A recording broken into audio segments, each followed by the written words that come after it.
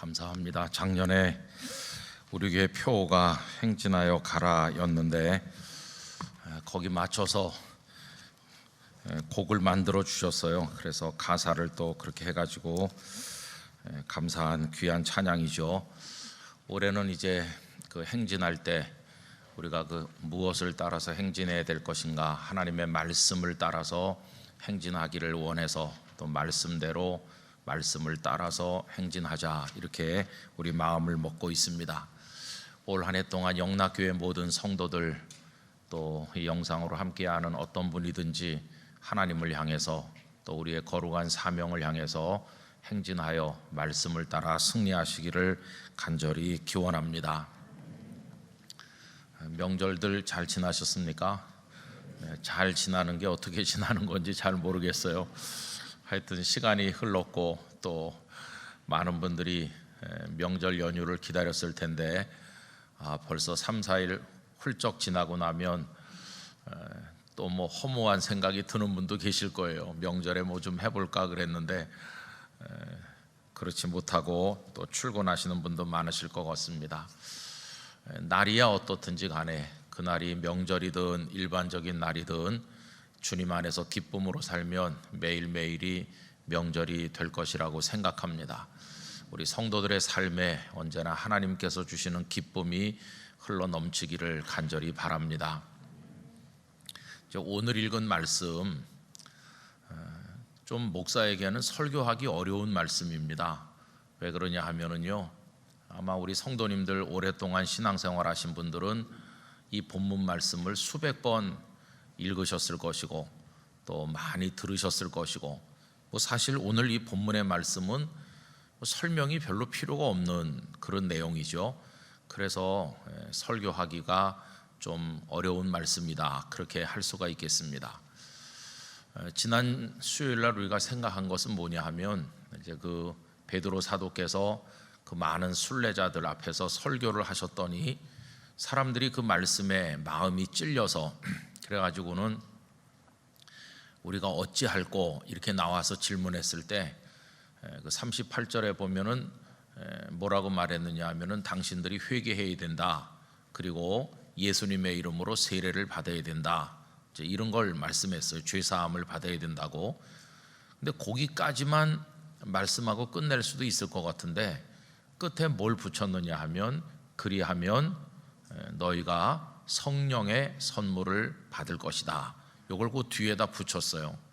그래서 이런 말씀 드렸는데요, 만약에 우리가 하나님의 자녀가 돼서 살아가는 게 구원을 받는 데 있어서 그냥 회개하고 죄사함 받고 또 세례를 받고 그거까지만 하면 그걸로 완성되는 거다, 그러면 굳이 그 뒤에 성령님을 언급할 필요가 없었을 텐데 그 뒤에 그리하면 성령의 선물을 받을 것이다, 이 대목을 덧붙인 이유가 뭘까? 그래서 여러분, 그 성령님의 역사, 우리가 성령님을 받는다고 이렇게 표현을 해서 조금 어색한데, 성령님은 물건이 아니죠.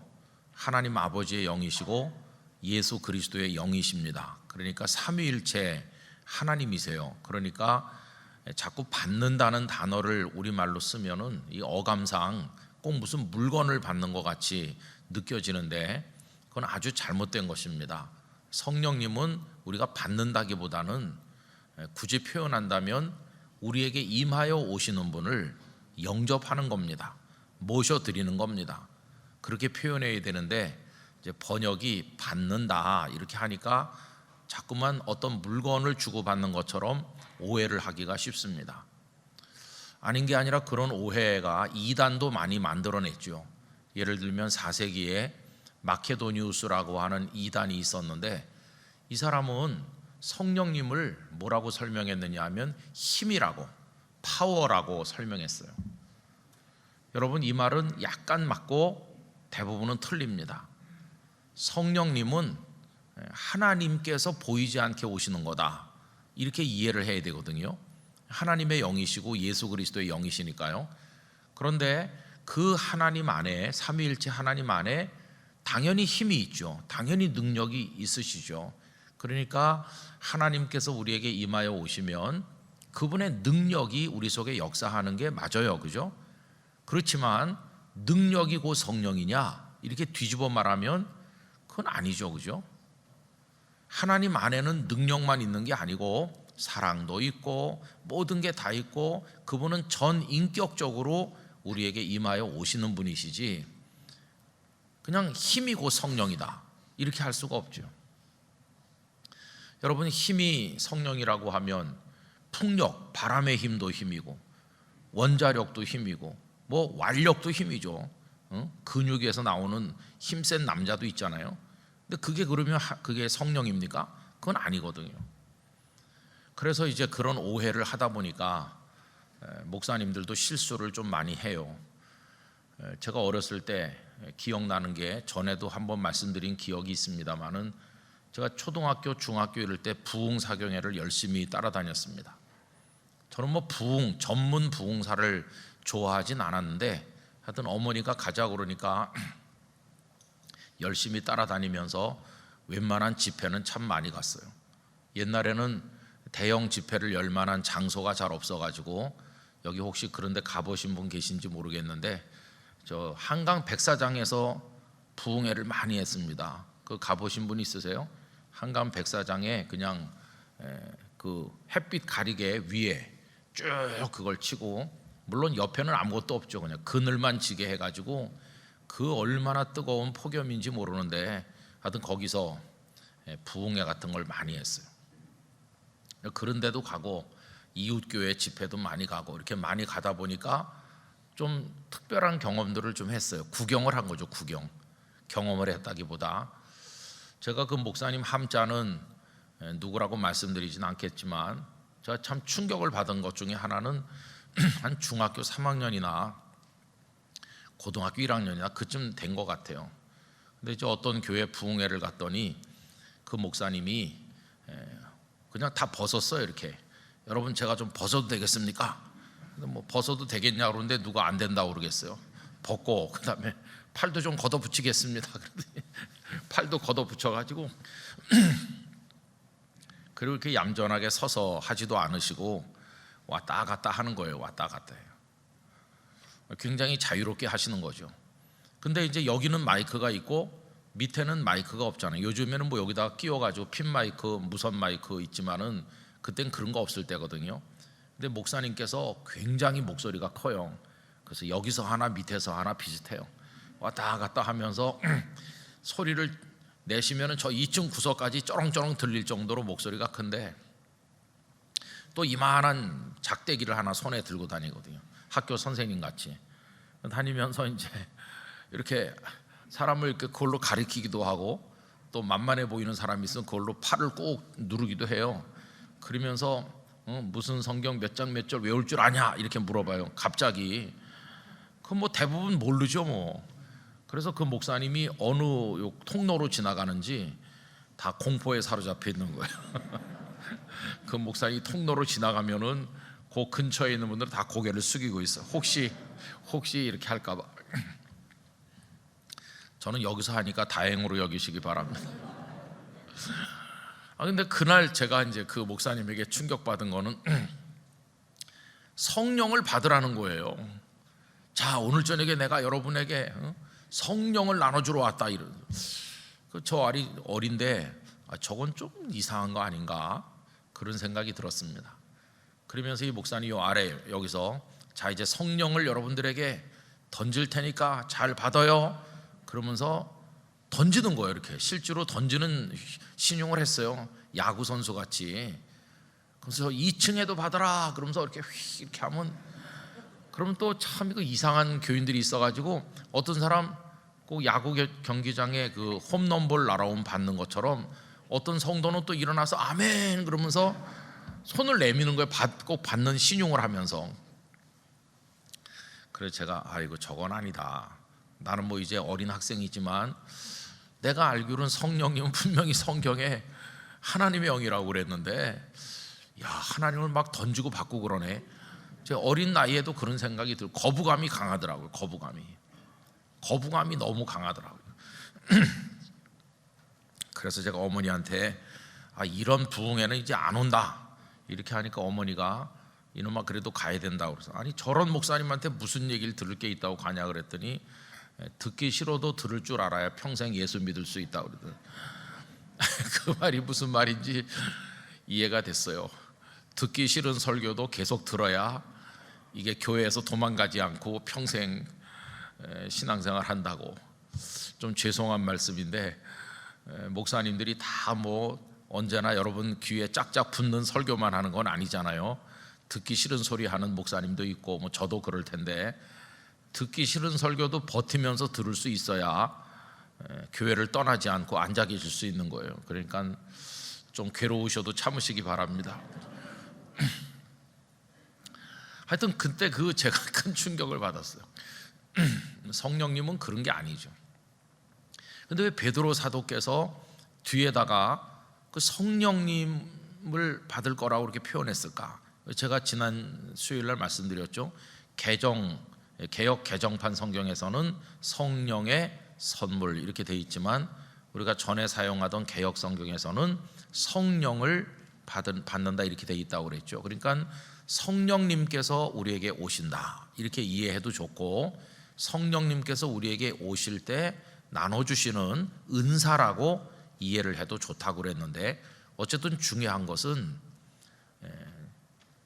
회개를 하고 또 세례를 받고 죄사함을 얻어도 성령님의 사람이 되지 못하면 온전한 믿음의 사람이 될 수 없기 때문에 이 베드로 사도는 그 뒤에다가 성령님을 언급했다 하는 말씀을 드렸어요.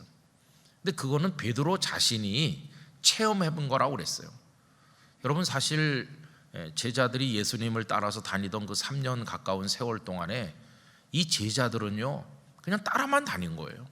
그때 제자들이 성령의 충만함을 입어서 뭘 했다는 얘기가 조금밖에 없고요.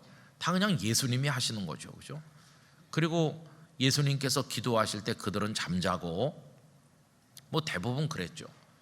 그리고 심지어는 예수님께서 십자가 달리실 때는 다 도망갔고, 그리고 예수님이 부활하셔서 그들에게 이제 나타나셨는데도 예수님께서는 자 내가 이제 부활했으니까 모든 준비가 다 끝났으니 너희는 가서 내가 부활했다고 날 믿으면 구원받는다고 복음을 전해라 이렇게 하실 것 같은데 그렇게 하시지 않으시고 1장 8절에서 오직 성령이 너에게 임하시면 권능을 받고 그 후에 증인이 될 거라고. 그러니까 아무리 예수님이 십자가와 부활의 복음을 완성하셨다 할지라도 성령님의 역사가 없어가지고는 그 복음이 제대로 전달되지도 사람들이 믿지도 구원받지도 못한다는 걸 예수님 말씀하신 거죠. 그러니까 복음의 역사에 있어서도 성령님의 임재와 역사는 필수라는 걸 알 수 있어요. 여러분 예수 그리스도를 구주로 믿는 사람들이 모인 공동체가 뭡니까? 그게 교회잖아요. 그러니까 예수님을 구주로 믿으려면 성령님의 역사가 있어야 되고, 그들이 모여서 함께 하나님을 찬송하고 기도하고 말씀을 배우고 교제하고 복음을 전도하는 게 교회니까 이 교회도 필수적으로 성령님의 역사가 있어야 되는 거죠. 그래서 여러분 성령님의 임재와 역사는 선택이 아니라 우리가 그리스도인 되기 위한, 교회가 교회 되기 위한 아주 필수적인 거라는 걸 절대로 잊으면 안 돼요. 그래서 여러분 우리 모두는 성령의 사람이 돼야 됩니다. 그래서 성령님께서 늘 우리에게 임하여 오시기를, 우리 마음을 감동하시고 우리 영혼 속에 역사하시기를 간절히 기도해야 됩니다. 사도행전에 성령의 역사가 여러 군데 언급되어 있지만은 자주 드린 말씀인데 오순절 그 다락방에서 기도할 때 성령이 임하셨다고 그랬죠. 기도는 하나님의 성령님과 함께 하기 위한 가장 기본적이고도 가장 강력한 방식이에요. 기도하지 않는 사람이 성령의 사람이 될 수는 없습니다. 그 다음에 베드로 사도께서 고넬료의 집에 가셔서 말씀을 전할 때 성령님께서 임하셨으니까 말씀 속에 성령님은 역사하십니다. 그래서 우리가 성경을 읽든지 설교를 듣든지 말씀과 교제하는 그 시간에 성령님께서 우리 속에 임하신다. 그래서 여러분 오늘 교회 가서 그냥 설교를 듣고 온다 이렇게 생각하시지 말고, 하나님, 내가 오늘 예배를 드리는 동안에 찬송을 부르고 기도를 나누고 말씀을 나누는 가운데 제 속에 강력하게 임하여 오시옵소서. 사모함이 있어야 되고, 그리고 성령님은 각자를 진단하시거든요. 우리가 예배당에 와서 똑같이 앉아 있지만은 영혼의 상태가 이 집사님 저 장로님이 서로 다 다른 것이고 하나님은 다 알고 계시거든요. 그래서 성령님은 각자에게 역사하시면서 각자의 형편과 처지에 따라 필요한 은혜를 주시는 겁니다. 저는 목회하면서 그런 경험을 많이 했어요. 분명히 저는 설교하는 목사는 기쁨을 주제로 설교를 했는데, 어떤 분은 예배 마치고 나가면서 목사님, 오늘 제가 큰 저의 죄를 깨닫고 회개했어요. 그래서 오늘 회개하라는 말은 안 했는데 어떻게 이분은 회개를 했다고 그럴까, 그런 생각이 드는 거예요. 기쁨을 설교했지만은 이분은 성령님 안에서 회개를 했구나. 다 다른 거예요. 어떤 분은 예배를 마치고 나가면서 오늘 예배 드리는 동안에 제가 병이 나은 것 같아요. 무슨 안수 기도를 하고 또 치유를 위한 기도를 한 것도 아닌데도 성령님은 그렇게 또 역사하시는 거예요.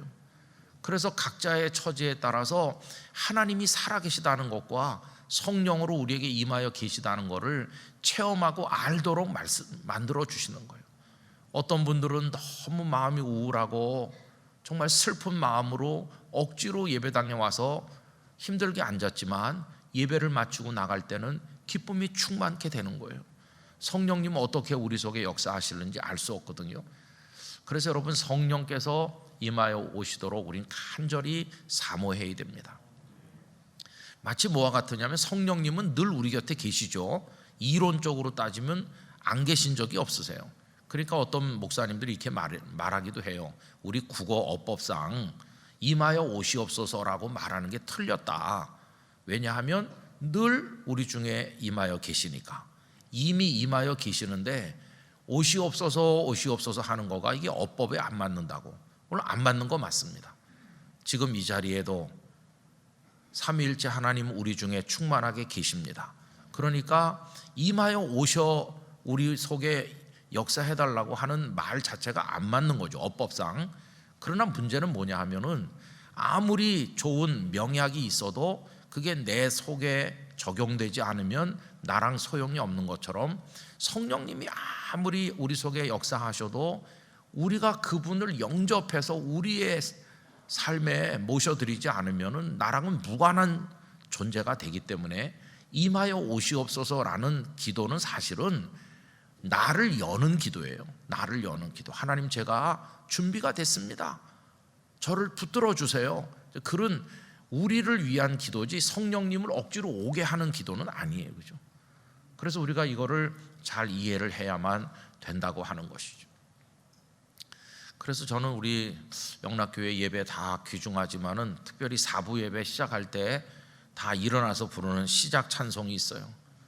찬송가 있는 건 아니고 복음송가지만은 다 일어나서 주님의 성령 지금 이곳에, 찬송을 이렇게 부르면요 막 감동 같은 게 느껴지는 거예요. 이미 우리 가운데 임하여 계시지만은 주님의 성령 우리 각자 속에 임하셔서 우리 예배를 받으시고, 참 감격스러운 찬송이에요. 그죠? 여러분의 모든 생활 현장이 거룩한 성전이 되시기를 바랍니다. 주님의 성령 지금 이곳에. 그래서 지금 우리 마음에 임하시고 우리 삶의 현장에 임하시는 거죠. 성령의 사람이 이제 되는 거예요. 베드로는 생각했을 겁니다. 우리가 예전에 예수님 따라다닐 때 왜 이런 성령님의 역사를 몰랐을까? 그 왜 몰랐을까요? 그거는 예수님이 계시는데요. 예수님이 늘 같이 옆에 계시니까. 예수님 그분이 곧 성령님이시잖아요. 성령님의 그 똑같은 분이시죠. 그래서 내가 가면 너희에게 보혜사 성령을 보내준다. 그러니까 예수님이 승천하셔서 떠나시니까 이제 이들에게는 성령님이 오셔야 되는 거죠. 그죠? 그래서 다락방에서 이제 기다리라고 하셨고 오로지 기도에 힘쓸 때 성령께서 임하셨어요. 그리고 나니까 베드로가 확연하게 체험한 거예요. 눈으로 보이는 주님이 우리와 같이 계시지 않아도 성령께서 우리 속에 역사하니까 주님이 계신 것과 똑같구나. 두려운 것도 없고 이제 당당하게 나가서 복음을 전도하는구나. 본인들이 성령님을 통해서 체험한 바가 많아요. 그렇기 때문에 그 수천 명의 사람들이 그날 말씀을 듣고 우리가 어찌할꼬 할 때 이들에게도 성령님의 역사가 필수적이라는 걸 알기 때문에 그 뒤에 그걸 붙인 거예요. 그리하면 성령의 선물을 받을 것이다. 뒤집어 말하면 당신들이 회개하고 세례받고 죄사함 받아도 성령님의 사람이 아니면 이 믿음 지킬 수 없고 구원에 이를 수 없다. 이거를 그들에게 말해주는 거죠.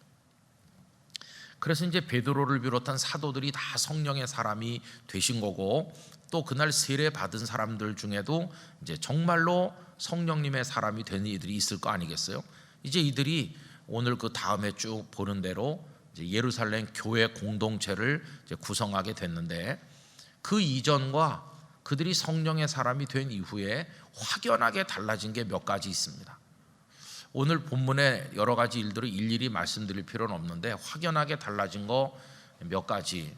우선 첫째는요, 그늘 속에 있던 그들이 양지로 나왔다는 것이.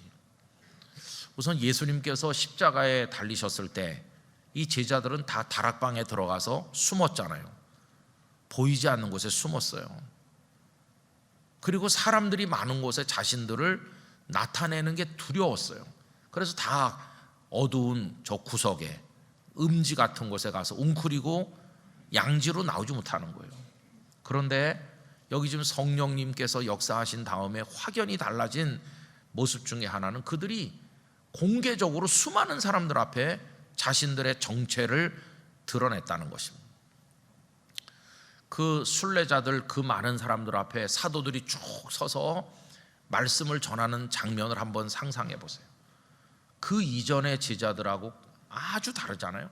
숨어있던 사람들이 어떻게 이렇게 엄청난 사람들 앞에 우리를 보라, 우리가 그 증인이다 그러면서 자신들의 모습을 나타냈을까?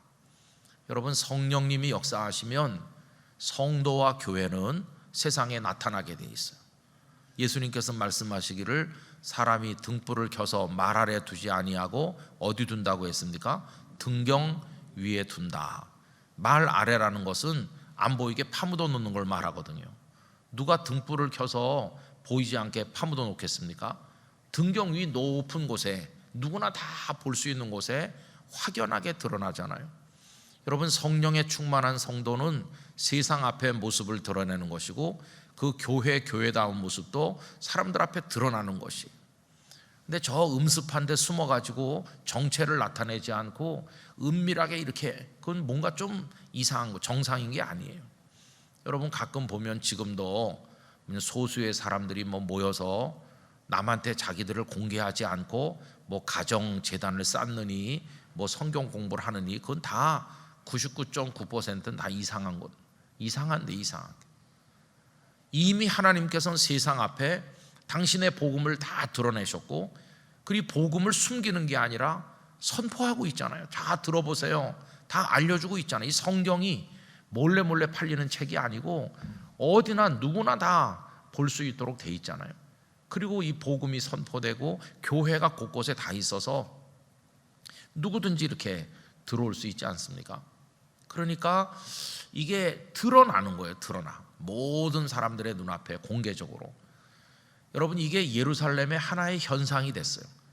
그 전에는 예수님께서 갈릴리 가시면 갈릴리로 따라가고, 어떤 때는 그 12명만, 어떤 때는 몇몇 사람이 더 해가지고, 어떤 때는 막 수천 명, 그러다 또 흩어지고 또 소수만 남고, 이렇게 해가지고 그저 다녔어. 어떤 때는 예수님이 예루살렘에 가시면 또 예루살렘에 따라오기도 하고.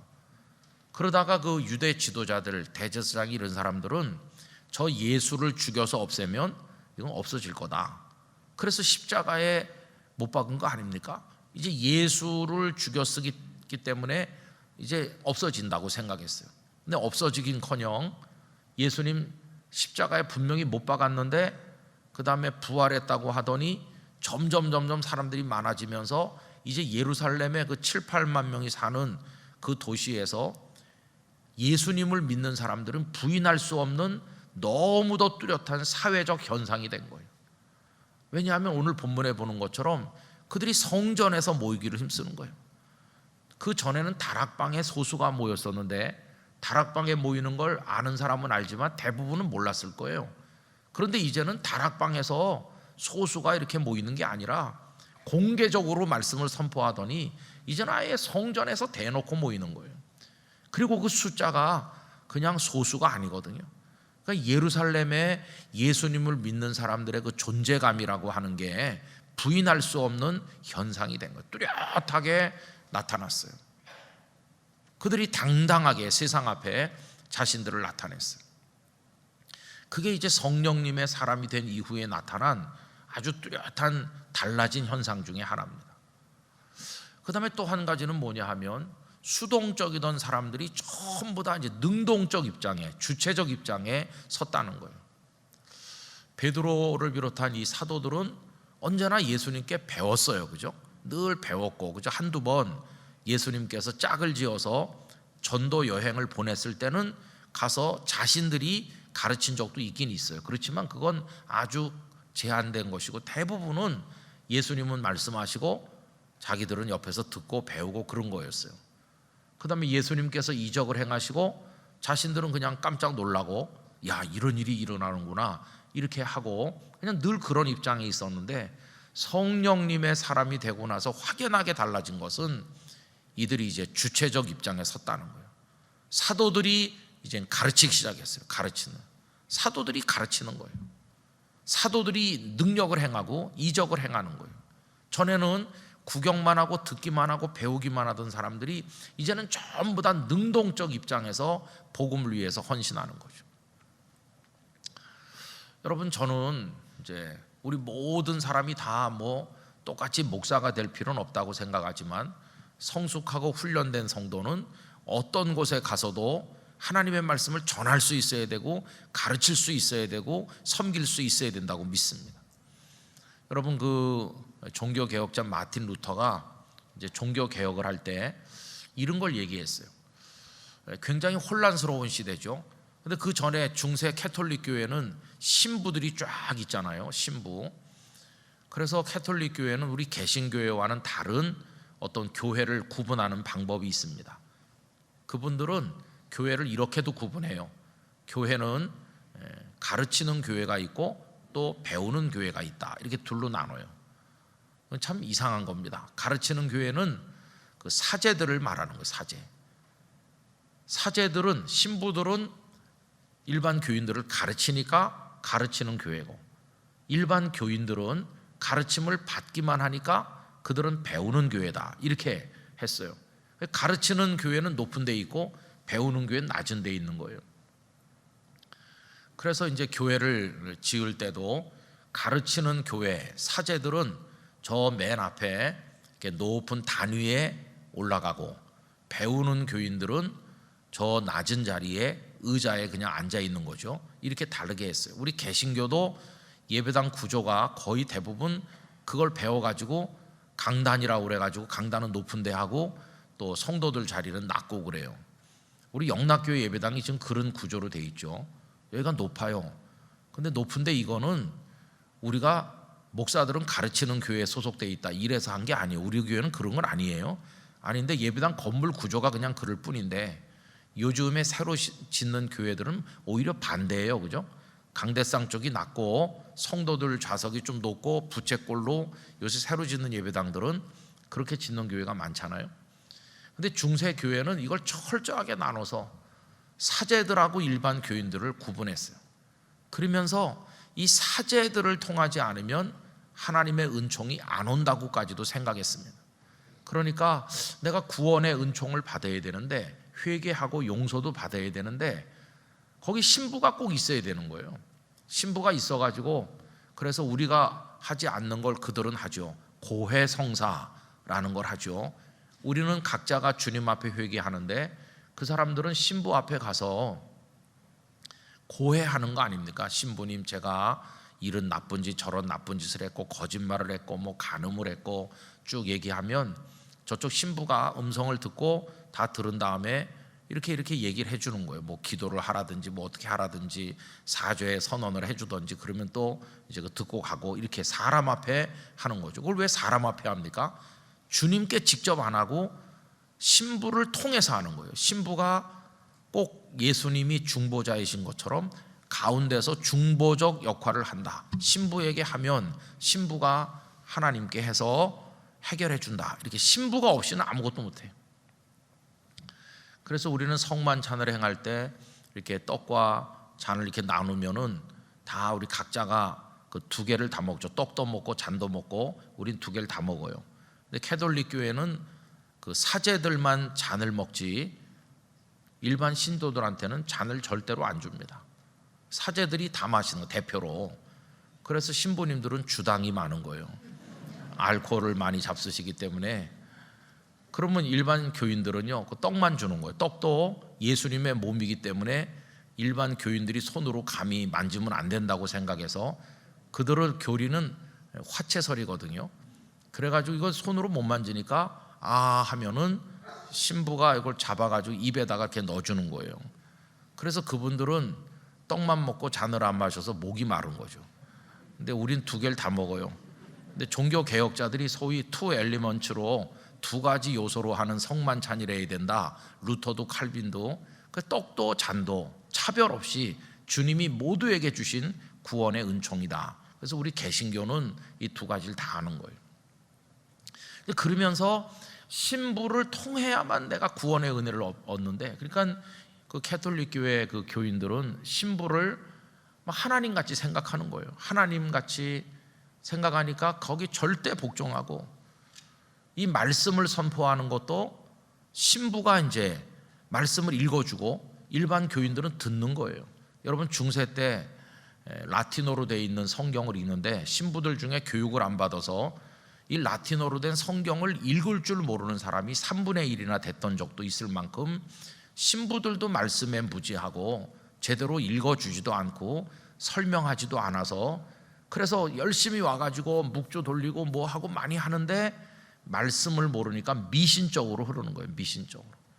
그러니까 이제 루터나 칼빈 같은 분들이 오직 말씀으로라고 한 게, 그 솔라 스크립추라라고 한 게 이 말씀을 알아야 신앙생활을 제대로 한다고. 그래서 우리 개신교의 특징은 말씀을 굉장히 강조하는 거죠. 말씀.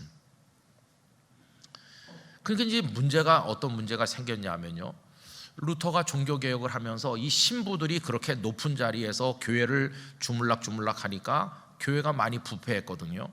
그래서 이제 루터는 하나님의 은총은 모든 사람에게 임하고 모두를 통해 역사하신다, 이렇게 이제 가르친 거죠. 그게 나중에 이제 시간이 또 가면서 만인 제사장설이라는 것과 또 연결이 되고 그래요. 그랬더니 이제 또 혼란이 일어났어요. 그러면은 그동안에는 그 사제들이, 우리식으로 말하면 목사님들이 설교하고 나머지 성도들은 들었는데, 그럼 이제 아무나 막 설교하면 되는 거냐? 아무나 막 이번 주일은 내가 하겠어요 이러면서 막 나서서 하면 되느냐? 이건 또 교회가 너무 무질서하잖아요. 그래서 이제 루터는 뭐라고 가르쳤냐 하면은, 공동체가 이렇게 회집을 했을 때, 예배를 모였을 때 거기 안수받은 목사가 있으면 꼭 목사가 설교를 해야 된다. 목사는 앉아 있고 어떤 집사가 설교하거나 그건 절대로 그렇게 하면 안 된다. 그걸 가르치고, 그런데 어디 갔더니 시골에 사람들이 한 10명 모였는데 목사님이 없는 데가 많잖아요. 그럼 목사님이 없으면 예배를 안 드리냐? 그렇지 않다. 그 중에 하나님의 말씀을 깨달은 누군가가 나와서 말씀을 설교해야 된다, 이렇게 얘기해요. 그러니까 내가 목사가 아니라도 집사라 할지라도 그날 설교할 사람이 없으면 그분이 나와서 말씀을 권면해야 되는 거죠. 이게 뭘 말하냐 하면은, 모든 성도는 다 말씀을 가르칠 준비가 되어 있어야 된다, 그걸 얘기하는 거예요. 그럼 뭐 요즘에 모든 성도가 다 신학대학원을 나온 건 아닌데 어떻게 내가 그러면은 말씀을 선포하느냐? 그 종교 개혁자들이 가르친 거는 뭐 창세기부터 요한계시록까지를 다 설교하라는 게 아니고요, 누굴 만났을 때 왜 예수님을 믿는지, 예수님이 누구이신지에 대한 가르침을 줄 수 있는 준비가 돼 있어야 된다는 거예요. 요즘에 우리 전도 폭발 훈련을 우리 교회에서 하는데 여러분 전도 폭발 훈련을 꼭 받아보시기 바랍니다. 두 가지 유익이 있어요. 첫째는 전도 폭발 훈련을 받고 나면 설교를 듣는 귀가 확 열립니다. 어떤 복음의 분명한 고백 속에서 그걸 내가 확신하면서 말씀을 들으면 그게 설교를 듣는 차원이 달라지는 거니까 나를 위해서도 그걸 해야 되는 거고, 두 번째는 내가 그 훈련을 받으면 어떤 상황에 가서도 누굴 만나도 기독교 복음이 뭐고 왜 예수를 믿어야 되는지를 가르칠 수 있는 준비가 되는 거예요. 준비. 그래서 여러분 그걸 해야 되는 거죠. 그래서 성령님의 역사를 이 사도들이 경험하면서 확 달라진 것 중에 하나가 사도들이 이제는 듣는 사람에서 변해서 가르치는 자가 됐다는 거예요. 여기 사도들의 가르침을 받았다. 그래서 여러분 그 전에 듣기만 할 때는 그들을 뭐라고 그랬습니까? 제자라고 그랬어요. 제자. 그런데 사도행전에 오면서 그들이 가르치는 사람이 되고 나니까 이제는 제자라는 말을 사용하지 않고 사도라는 말을 쓰게 된 것이, 보내심을 받아서 가르치는 사람이 돼서 확연하게 달라졌어요. 주님이 행하시는 이적을 구경만 하던 사람이 아니고 이제는 사도들을 통해서 이적이 나타나는 거예요. 3장에 가면 성전 비문에 앉은 뱅이 장애인에게 베드로와 요한이 예수님의 이름으로 일어나 걸어라 이렇게 하잖아요. 저는 우리 영락교회 성도들이 늘 수동적으로 우리야 뭐 그냥 설교나 듣고 집에 가는 거다 이렇게 하시지 말고 여러분들이 말씀의 무장, 성령님으로 무장되시기를 축복합니다. 그래서 어디 가서나 그리스도인으로서의 그 믿음의 진리를 사람들에게 가르칠 수 있어야 되고 능력을 행할 수 있는 성도가 돼야 되는 거죠. 그게 확연하게 달라진 것이. 그러면서 두드러진 현상들은 뭐냐 하면 이런 겁니다. 그들이 열심히 한 게 말씀, 사도들의 가르침을 받는다, 말씀. 그 다음에 오로지 기도하기에 힘쓴다, 기도. 그리고 이제 교제로서 모이기에 힘쓴다는 말이 많이 나오고 떡을 뗀다는 말이 오늘 본문에 2번이나 나와요. 농담 잘하는 어떤 집사님이 나보고 왜 맨날 떡만 뗍니까? 다른 건 안 먹습니까? 이렇게 하는데 떡을 뗀다는 게 하나의 표현이죠. 먹는 거, 식사의 교제, 이게 이제 초대 교회 안에 있었고, 그러면서 능력이 나타나는 능력. 여러분 우리 장로교의 어떤 보수 교단에서는 요새는 그 성령님을 통해서 병이 낫거나 뭐 이런 거는 그 사도행전으로 끝났다. 그 이후에는 안 나타난다고 말하는 그런 이들도 있어요. 그러나 여러분 그거는 온전치 않아요. 성령님은 지금도 일하고 계십니다. 성령님은 지금도 우리의 기도를 듣고 계시는 분이세요. 우리 속에 역사하시는 분이세요. 그래서 능력과 기사와 이적은 지금도 나타나는 거예요. 그걸 우리가 믿어야 돼요. 우리가 뭐 어떤 이상한 특정 교단처럼 뭐 맨날 그걸 위해 기도하진 않지만 우리 영락교회 성도들 속에도 성령님의 역사를 통해서 능력과 기사와 이적이 나타나기를 축원합니다. 우리는 그걸 사모해야 되는 것이, 간절하게 믿고 기도해야 돼요. 그렇게 했을 때 이제 전반적으로 나타나는 이제 현상을 한 가지만 더 얘기한다면은 기쁨이었어요. 기쁨. 여러분 그들이 기쁨으로. 그래서 여러분 제가 아까 서두에 이 말씀이 목사들이 설교하기 어렵다고 그랬잖아요.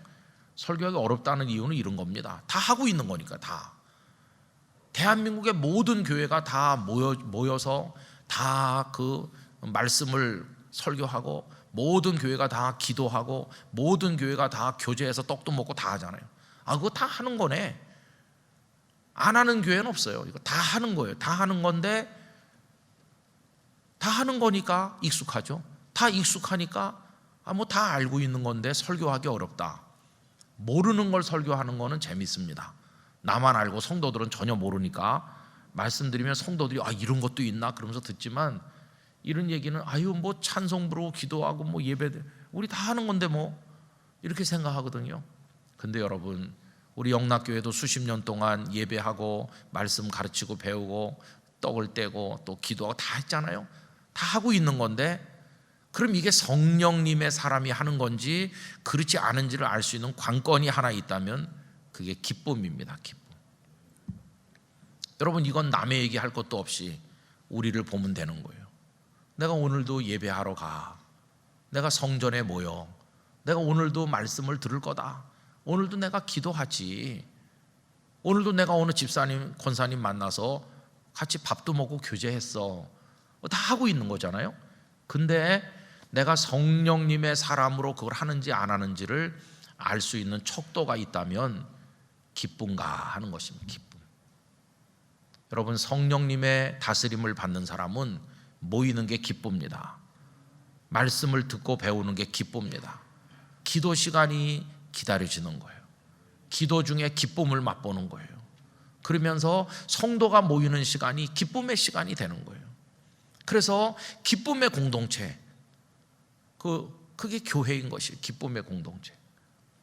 그런데 교회가 기쁨이 바싹 마른 것처럼 다 하죠. 모여서 예배도 하고 뭐 다 하는데 그냥 바싹 마른 것처럼 경직돼 있고 기쁨이 하나도 없이 늘 마음에 와도 부담 느끼고 상처만 받으면 그건 성령님의 역사가 없다는 결론에 도달하는 거예요. 여러분, 이제 교회는 행정이 중요하죠. 행정. 부서가 있어가지고 뭐 재정 집행도 해야 되고 그런 거 중요하죠. 중요한데 여기 지금 최초의 교회 행정은 어디 나오냐 하면은 그 1장에 마띠아를 대신 세운 것도 행정이라면 행정인데 본격적인 행정은 6장에 나옵니다. 7명의 집사를 뽑아가지고 재정을 제대로 관리해서 구제에 소외되는 사람이 없도록 조치를 취한 거, 이게 행정이라고 말할 수 있는데 그건 나중에 나온 것이고, 우선 예루살렘 교회의 가장 큰 특징은 십자가와 부활의 복음으로 무장하고 성령에 충만했다는 거예요. 그래서 이런 현상들 속에서 기쁨으로 자신들을 드러내고 능력이 나타나고 그러다 보니까 믿는 사람들이 더해진 것이에요. 저는 영락교회에서 목회하면서 가장 소원하는 게 그겁니다. 영락교회가 성령님의 교회가 되기를 정말 간절히 사모합니다. 영락교회 행정은 너무나 훌륭해요. 부서 조직이 다 있어가지고 수고하시는 장로님, 권사님, 집사님들이 다 해서 착오가 없도록 긴 세월 동안 착착착착 해왔어요. 그 다음에 부서장이 바뀌어도 또 다 하고, 그런 게 우리 교회는 많이 쌓여있는 훌륭한 교회예요. 이제 거기 결정적으로 선행돼야 될 게 뭐냐 하면 오늘의 이 모습이에요. 기쁜가? 성도들이 예배하러 오는 게 기쁜가? 찬양하는 게 기쁜가? 찬양을 듣는 게 기쁜가? 목사가 설교하는 시간에 하는 목사도 기쁘고 듣는 성도도 기쁘고 우리 중에 성령님의 능력이 나타나고 있는가? 그래서 우리가 식당에 가서 밥 먹는 것도 기쁘고 그냥 어디서 만나도 기쁘고, 그런 기쁨의 충만함으로 가서 부서에서 행정도 처리하고 하는데 거기도 기쁨과 감사가 넘쳐야 되는 것이, 그게 안 되면은 뭐 할 일은 하는 것처럼 보이지만 이게 기쁨이 없어요. 기쁨이 없는 교회 생활은 고역이죠. 고역. 교회를 가긴 가요. 몇십 년 다닌 교회인데 내가 안 가면 되겠어? 그러지만 그건 생명력이 없는 죽은 신앙이 되기가 쉬워요. 그래서 우리 교회가 뭐 80주년에 뭘 건물을 짓는 것도 중요하겠고 다 제도를 바꾸고 시설을 해서 우리 아이들 또 성도들 만난 카페도 좀 확충하고 뭐 이런 거 다 중요해요. 중요한데 가장 중요한 것은 성령님의 교회가 돼야 된다는 것이에요. 이거를 어디서 어떻게 우리가 나눌 수 있을까? 그래서 소그룹을 그래서 하는 거예요. 여러분, 이걸 뭐 이렇게 회중 예배에서 하기도 어려우니까 우리가 이런 영적 도전을 받았으면 믿음의 뜻이 맞는 이들이 모여서 같이 기도하고 어려운 일을 같이 나누고 말씀으로 서로 권면하고 받은 은혜를 간증하고 뜨겁게 기도하고 성령님의 임재를 체험하면서 다 같이 모이기는 어려워도 3명, 5명, 6명 이렇게 모이는 거는, 이거는 맘만 먹으면 할 수 있고 카톡으로도 할 수 있고, 그래서 우리 소그룹이 많아져야 이 영적 삶을 공유할 수 있고 영적 흐름을 이어나가면서 우리 교회가 성령의 역사를 늘 곳곳에서 체험하는 그런 교회가 되는 거예요. 그렇게 되면 다 기뻐가지고 다 약간 우리 모두가 누구의 말대로 거룩한 팔푼이가 되는 거예요. 그 사람이 굉장히 똑똑하고 살벌했었는데 약간 좀 이상해졌어. 기쁨이 충만하면 10마디 할 걸 5마디만 하고 다 기쁨이 충만한, 여러분, 우리 교회가 그런 교회가 되기를 간절히 기원합니다. 그래서 저는요, 성도들이 간증하는 걸 듣고 싶어요. 내가 이렇게 어려운 일이 있었는데 성도들과 같이 기도했는데 하나님 나의 기도를 들어주셔서 그 불가능한 일이 해결됐어요. 주님 나를 만져주셨어요. 저와 함께 하시는 걸 체험했어요. 이제 두렵지 않아요. 이젠 주님께 내 생명 맡겼어요. 주님과 더불어 승리하고 날마다 감사하고 있어요. 이런 간증들이 우리 교회 안에 막 넘쳐나기를 간절히 원하는 것입니다. 그게 교회인 것입니다. 그게 교회. 그냥 건물을 잇고 십자가 종탑에 매달려 있으면 그게 교회인 것이 아니라 이게 살아있는 공동체가 되는 거, 이게 교회인 것이죠. 하나님, 우리 영락교회가 그런 교회가 되게 하여 주시옵소서. 여러분이 그 중에 아주 소중하고 행복한 성도로 영락교회를 통해서 하나님 나라에 이르시기를 축원합니다. 기도하겠습니다. 아버지 하나님, 우리 영락교회를 초대 예루살렘 교회처럼 성령님이 충만히 역사하시는 교회가 되고 우리 각자가 그렇게 돼서 오늘 말씀에서 보여주는 여러 가지 아름다운 일들이 이루어지게 하여 주시옵시고 우리 모두에게 기쁨 충만케 하여 주시옵소서. 예수님의 이름으로 기도하옵나이다. 아멘.